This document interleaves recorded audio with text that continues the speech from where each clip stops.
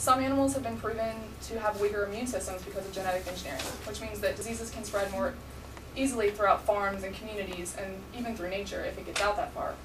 Other things that could happen are even immunity to certain antibiotics. So if these diseases get out, we can't treat them with our medicines, which causes more money to be needing to go into that, money that our country doesn't have anyway.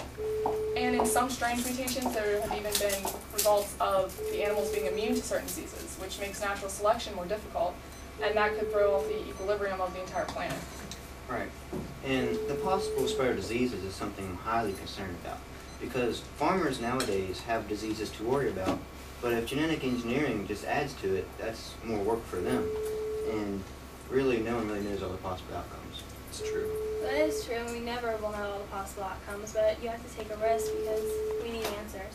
We've got to do something about feeding all these people in the world that, I mean, our population keeps growing. How are we going to feed all these people?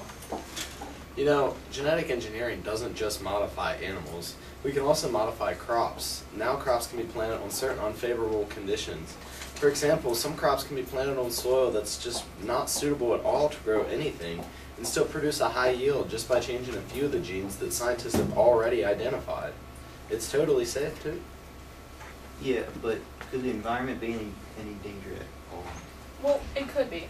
I mean, if you look at it, biodiversity is at risk here. By crossing different plants that aren't supposed to be crossed, the uniqueness in those plants gets destroyed, and sometimes even harmful toxins can be introduced, which, if it spreads throughout nature, can cause other plants to also be unsafe for us now. Not only that, but something most people don't think about are herbicide-resistant weeds. If you get plants that won't be killed by herbicides, then these corporations that are out here to make money are just going to make more potent herbicides.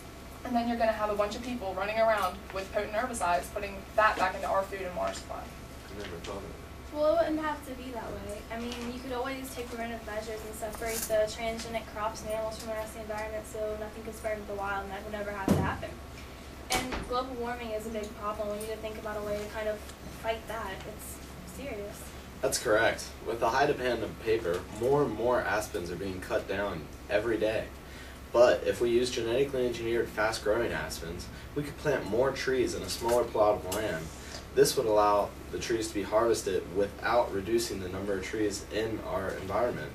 This would reduce the risk of global warming. You know, I'm not going to lie. You guys have some good points, but I still think there should be negative consequences to go along with genetic engineering. And that's To really fool around with it.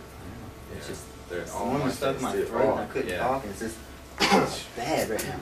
Well, you know, I agree with Jeff. Like, you guys have some good points, but there are just too many risks involved, and I just wouldn't feel safe in a world that's been enhanced by scientists. I mean, nature has a way for a reason. I don't know. With all the benefits, it's really hard for me to say no to the idea. We definitely have to put it into consideration for our growing future. Oh no, guys, it's raining. Hurry up. I left my windows down. Oh no. Oh. What is genetically engineered?